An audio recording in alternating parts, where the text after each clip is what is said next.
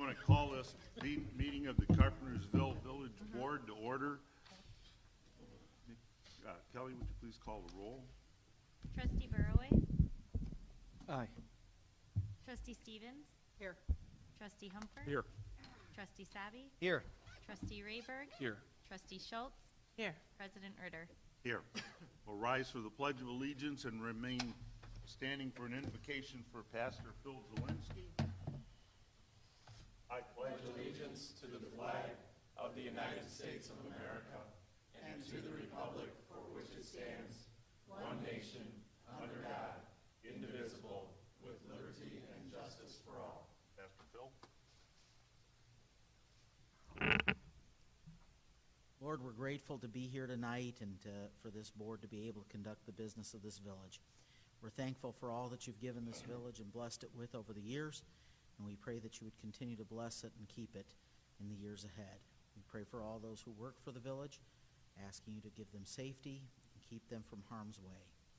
And now, Lord, we know that tonight, I'm sure that there are some who are anxious as the election is taking place, but we commit it to your hands, knowing that your will be done.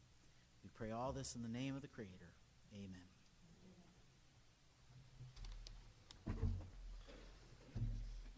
Okay, we have no proclamations, congratulatory resolutions, or awards. Also, no appointments, confirmations, administrations of oath. Do we have any public commenters? No public comment this evening. We're ready for consent agenda.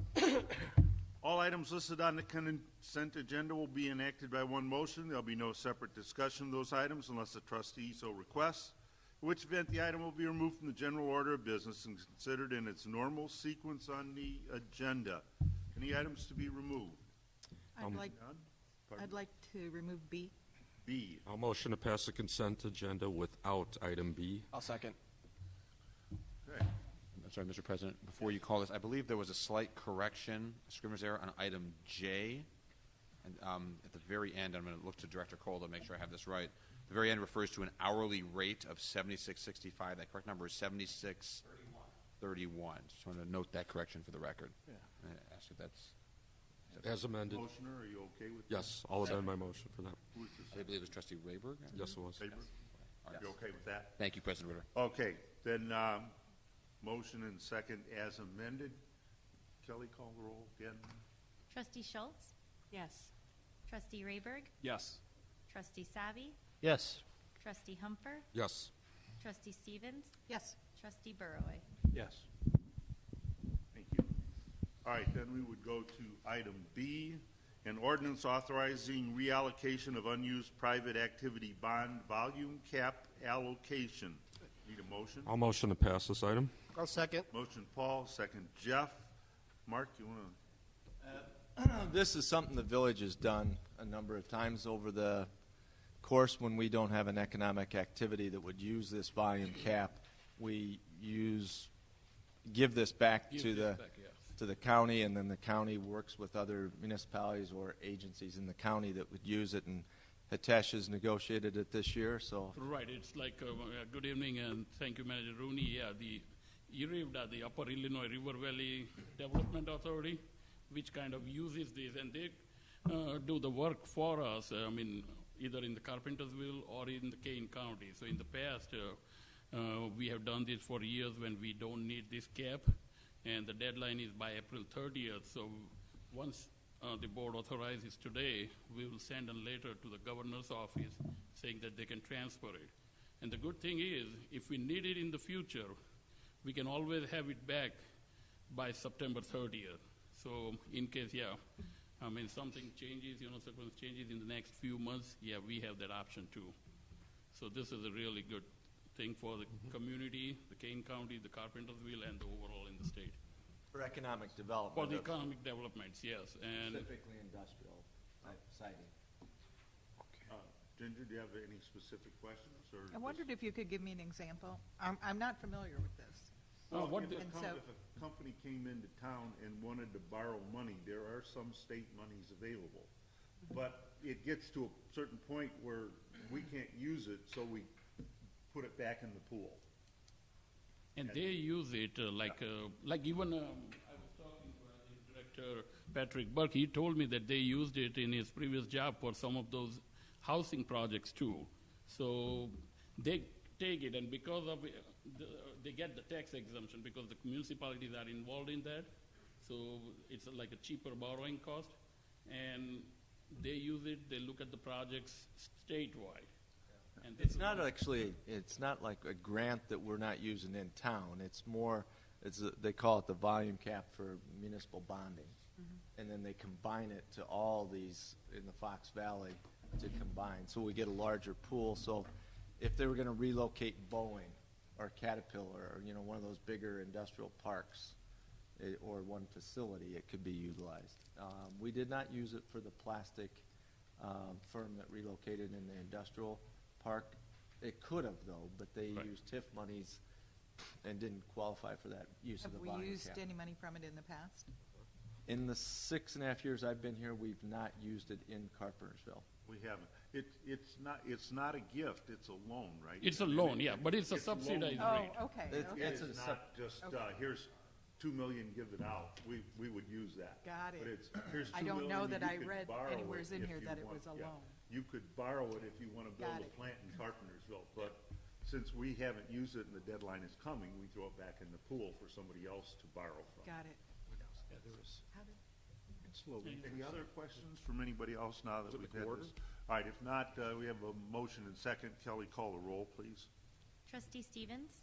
Yes. Trustee Humper? Yes. Trustee Savi? Yes. Trustee Rayberg? Yes. Trustee Schultz? Yes. Trustee Burrow?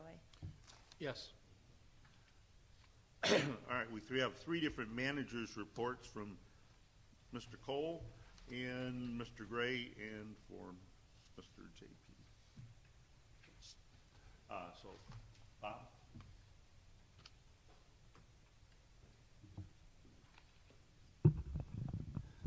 Good evening. I was asked to give an update on the Carpenter Park project, and my update tonight is there is no update. The contractor has been waiting for the weather to break. I think that you've all received my emails the last couple of weeks that have identified the amount of rain that we've received and the lack of them being able to come out because of the ground conditions and, of course, because of the rain. We are in constant contact with the contractor, and he has assured us that as soon as the weather breaks, that they will be out.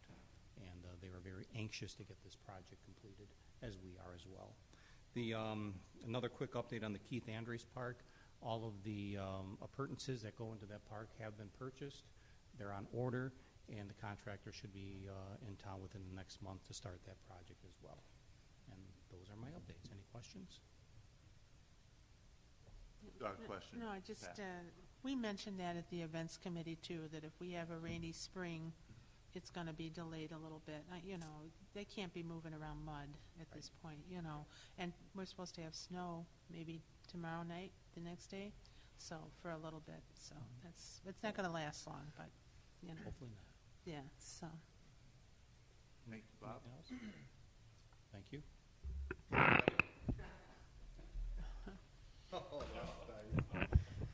All right. I just want to give a quick, brief update on the burial of overhead utility project along South Washington Street. United Cable Company is the contractor for Comcast.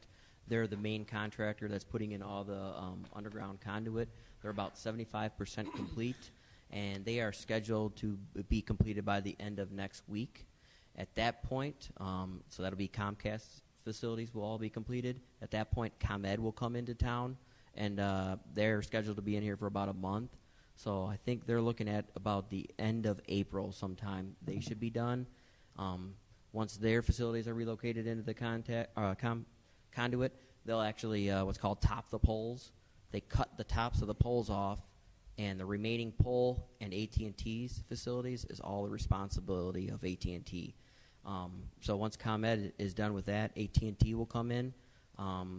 They're the guys that take the longest. Their cable is actually 1,500 pair of phone line, and each phone line has to be spliced both at the south end and the north end. So it's going to take them about a month and a half to 2 months. So I was told by the AT&T guys today that they should be completed about June 15th, and this, of course, is all weather dependent. But When you're splicing a phone line, they set up those little tents, so they should be able to, once they come into town, they should be able to move rather quickly. That's all I have. Questions? Thank you. Thank you, Kevin. JP?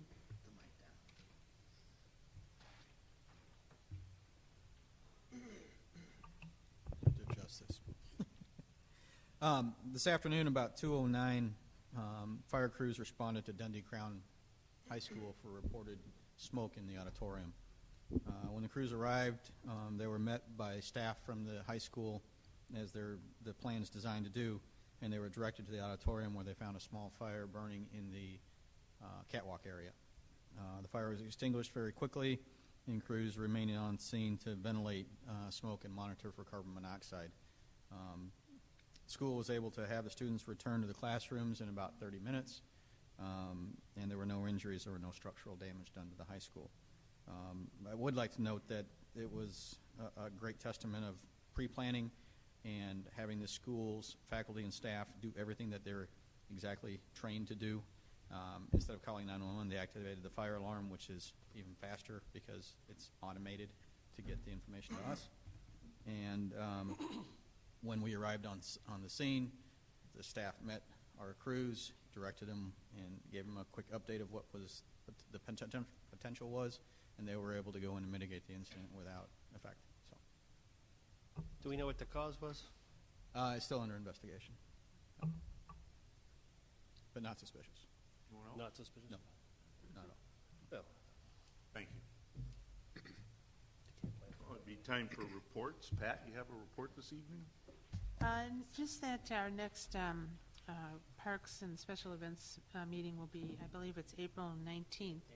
Yeah, on Wednesday at 6:30. And, well, again, everything is weather dependent. We're hoping that we'll be able to have the community yard sale. I've had yet another couple people ask me about it, so I know they're getting anxious to have it. And, we'll just have to see how the weather goes, so, and hope for the best. So. Is it possible we could have a contingency plan, like Another- close Carpenter Boulevard and have booths on both sides of the road or something like that? Yeah, I mean, I think there's something that we can do. Bob is already kind of looking at, having it anyway on a hard surface within the park when it gets done. So it's something, yeah, definitely we will have to come up with an alternative. I don't think the residents are going to let us get out from this one, so to be honest with you. They're anxious to do it. I guess they're anxious to get their cleaning done, so and get stuff out there. So I've had a couple of residents that told me they were anxious to Yeah. see it again. Yeah, and we're yeah. already preparing for it. Yeah, exactly. So, we'll definitely have a contingency plan. It'll probably be something we'll be talking about at the next meeting, so, yeah. And that would conclude it. I'm sorry. no audit and finance meetings since the last village board meeting. The next one is April 11th at 6:30 in the Public Works Building. We'll have a meeting of Business and Development Commission at the end of this month on April 25th, and it'll be at 5:30 p.m. on the second floor of this building. We do have enough people that are back in town now, so we should have a quorum. Yeah, back in town. Don? Let's see. The next C4 meeting will be April 13th at Public Works, 7 o'clock. Invite all you to come. We had a Quadcom meeting on the 22nd. It was an extra meeting because we had to pass the budget for Quadcom, which we did. And also there was a change in the times that the Board of Directors will meet for Quadcom and Jets, and that will be 2 times a year now. So our next meeting will be in September, and then 6 months after that, September, April, something like that. They decided that's what should have been happening, and is now going to happen.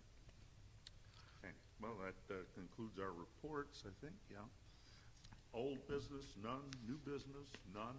Trustee reports, we'll start with Don this evening. Okay.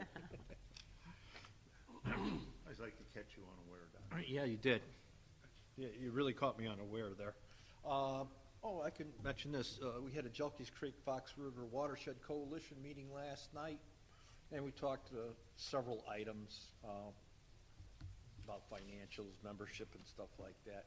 And we got an agreement on what we wanted on the signs that Kevin has so graciously accepted to make little signs for the bottom of the big signs that announce the creek name and the website where you can find out more information about Jelke's Creek. Excuse me. Also, the newsletter. We're going to have another newsletter coming out probably around June. So that'll be coming right to you on computers. Anybody wants to receive that, let me know, and we can sign you up. Any trustees or mayors or anybody. But it already goes to Kevin, myself, and Bob, and several others, Ed. So. And we talked about a possible informational signs in Keith Andre's Park when that gets up and running, since that stream is part of the Jelke's Creek Watershed Coalition. So we can talk about that further. We're looking for designs and stuff like that, and I've been working with Kevin on that project now too. So we'll see how that goes. That'll be in the future. That's all. The only thing I have tonight is a public service announcement for H2O Church is hosting a cleanup at Keith Andre's Park on April 15th from 8 to 11. It's going to be held rain or shine, and they will serve coffee and donuts. Meet on the Sacramento side. Bring work gloves. Garbage bags will be provided. Make sure you wear clothes that are conducive to get dirty, because it's going to be a messy job. But they've done a really good job at this in the past. A lot of people have come out to help volunteer, so it's a worthy cause. So April 15th, 8 to 11. Be there. Just want to share they had an opportunity to try a different transit route from Carpentersville into the city where I work. Along Randall Road at Randall and 90, there's now express buses that run from 90 and Randall to Woodfield Mall, as well as to the Blue Line at the Rosemont Center. I believe it was $4 for the fare. The buses were clean. They're really nice, very new, a lot of space. But if you're looking for an alternative to get into the city or to get over to Woodfield Mall, I thought it went extremely smooth. 90 is really nice to ride on now with all the construction being completed. So I believe it's 10 lanes across at this point. So you really don't sit in traffic at all. And I went, this was on a Monday morning, so you expect that to be a heavy traffic day. Just want to share that with the residents. I thought it was easy. I think the parking's free there. The buses run about every half hour. It was pretty nice, so I'd recommend it. You caught the train then when you got They took the Blue Line in all the rest of the way into the city. That is good. Huh. Mm-hmm. How much did you say it was? It was $4. $4? Mm-hmm. You can use your venture card too. No, I think it's each way. Oh, okay. That was a different price than I had been quoted. It might be a little less, but as an adult, I can't see what I'm being charged because I use my venture card. So, what you have to. I was told it was going to be $1. I thought it was like $1.50. Yeah. Okay. Yeah. Maybe I read the fare wrong. Well, that's less than 4. I don't Maybe know. you got the senior. No. That's fantastic. Yeah. No, I don't think so. That's only You're paying $1.50 in tolls. First of all, I just want to comment. I've seen, obviously, with the election going on, we've talked to a lot of different people. A lot of people are signing off on Facebook and things. A lot of people have mentioned committees. And as you hear all the committee reports we have, we encourage all the residents to come out to the committee meetings. We always have spots opening up. We need volunteers. And even if you're not on the committee, please still come to the meetings. We have people come all the time, and we still want you to chime in and give your opinion, even if you're not on that committee, if you can't commit to come to every meeting. Second, I've had several people ask me about permits lately. and the permit process, and they've complained that the permit process is difficult in Carpentersville. I know that this was definitely the case in the past, but I have been told that it's a lot better now. So if anybody has some specific examples and they're recent, we would love to hear about them because we don't want this to be a problem, and we would like to address this. So please come to myself or anybody else on the board so we can find out specifically. I don't know if they're old issues and it's just you've heard about the past, or if they're current and we definitely want to know about it. Third, I have talked to a couple of residents recently who have some questions about the fire department, and I spoke with them about setting up a meeting with the fire chief. He has agreed that he would definitely like to do that, so if anybody is interested, I'm going to be scheduling a time with him, and I will be posting it on Facebook. Please let me know if you have some times that work better for you, but we will definitely set this up. We can sit down, you can ask him any questions you have, and I'm sure that the police chief is the same way. We had a resident who had a question, and we met with him the other day and got everything straightened out. So if you have problems, if you have questions, please bring them to us. All of our information is on the website.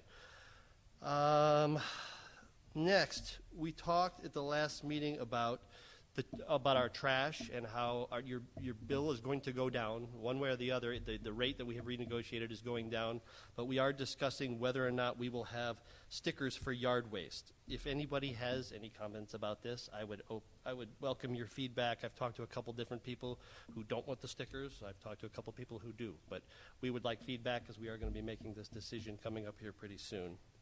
And then last, Ginger already talked about the Andres Park cleanup, but definitely come out. It's actually a lot of fun. It's a great time. I did it last year. And if you've never walked through Andres Park, it's a great time to come out and just see it. It's amazing. It's 23 acres, is that right?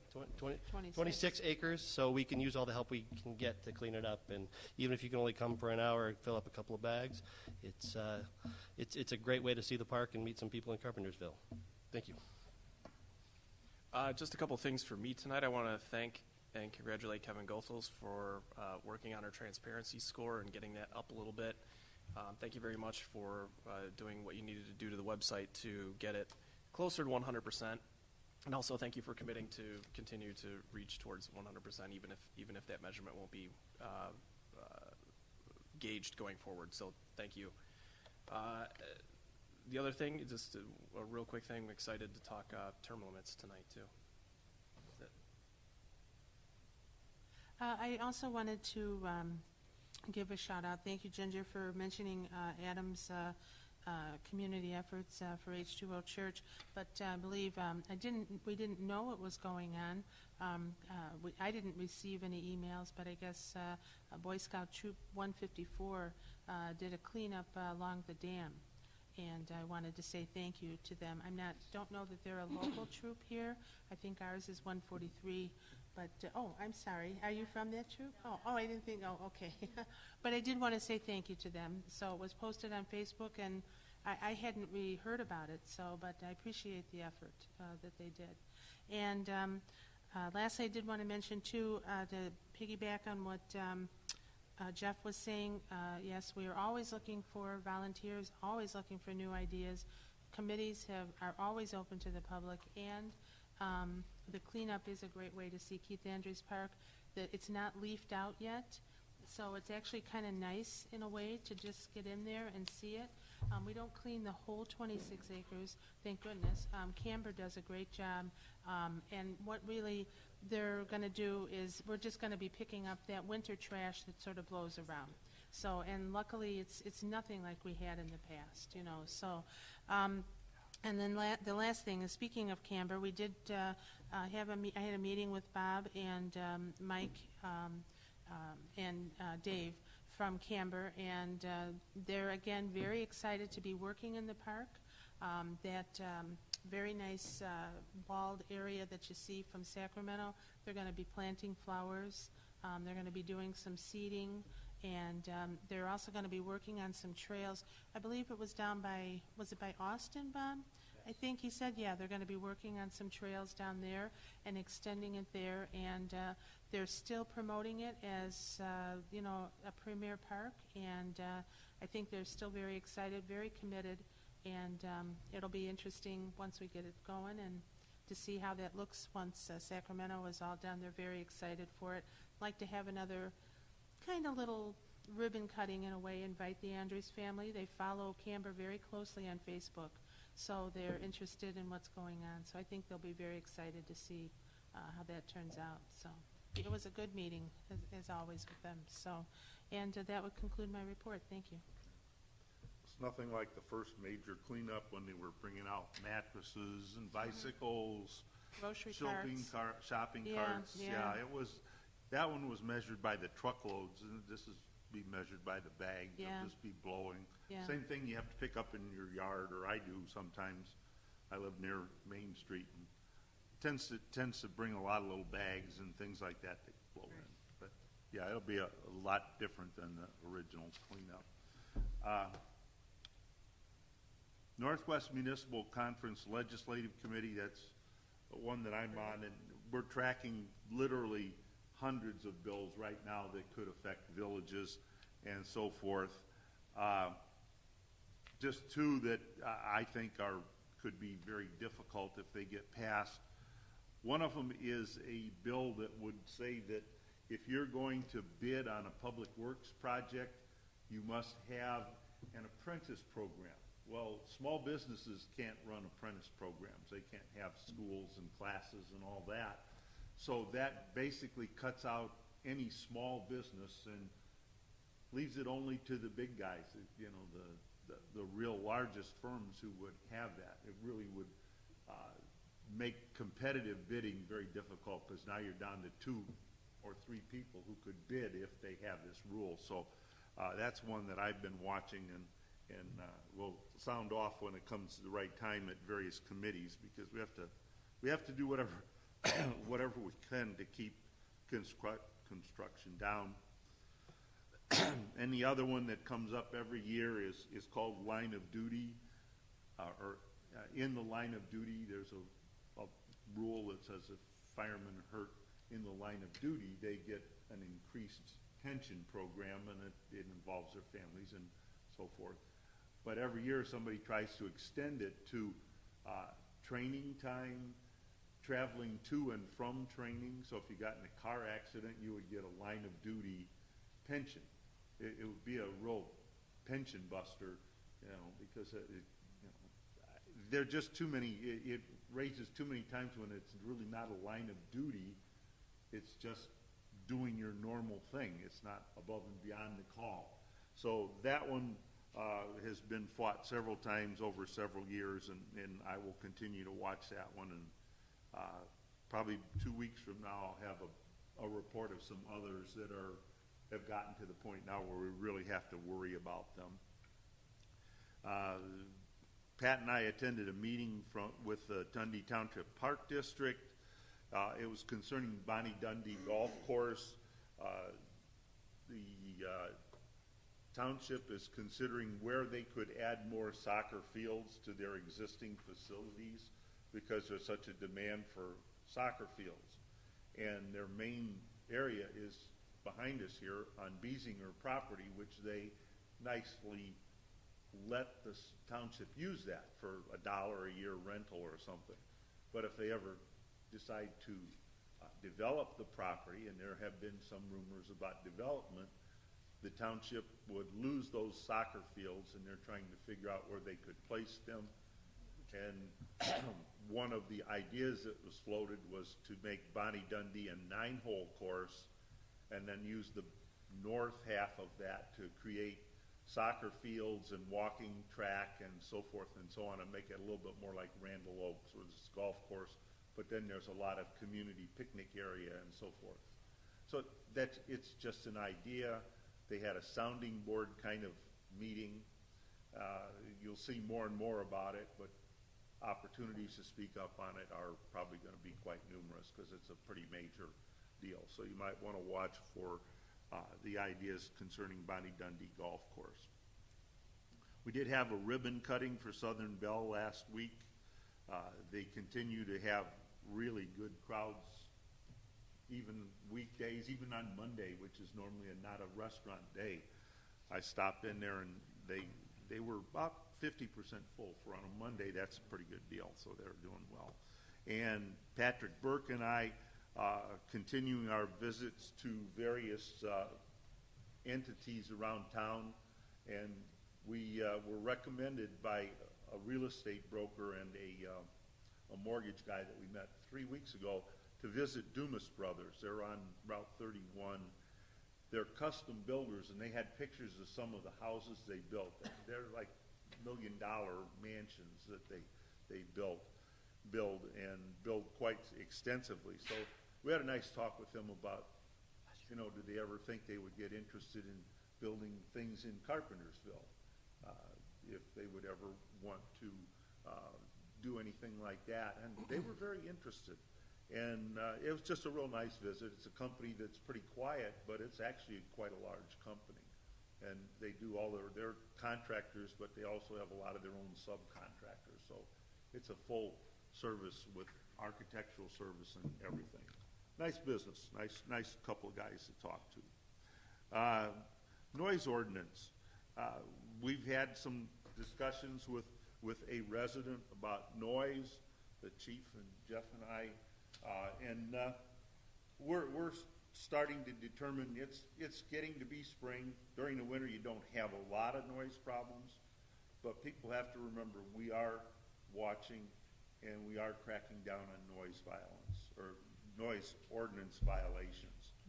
So gradually, we're going to have to keep tightening up until we get it to the place where people don't have to complain about the noise that happens in their neighborhood. So be prepared to justify your actions and suffer the consequences if you're making noise without any reasonable reason for doing it. Chief, I don't know if you want to add anything to that, but you're welcome to, or you can just not say anything, that's fine. No, what you said did characterize it, President Ritter, that obviously in the winter there are less concerns, but in the summer, combination of more activities outside and people having their windows open, so. Thank you. One of the things we approved in our in our consent agenda was VFW Poppy Days, which are May 5, 6, and 7. Very worthwhile event, and support it if you have a chance. One thing about the bus service, Paul didn't really mention it, but if there's a blockage of traffic where nobody's moving or traffic goes below the speed limit, the whole right lane belongs to the bus. And they can pull out there and continue along at the speed limit. That's what really makes an express bus, because they don't stop for traffic jams. So that is a real nice feature that you didn't notice because you didn't have any traffic jams. But the day there is one, that'll be a really nice thing. Speaking of, Jeff mentioned getting involved.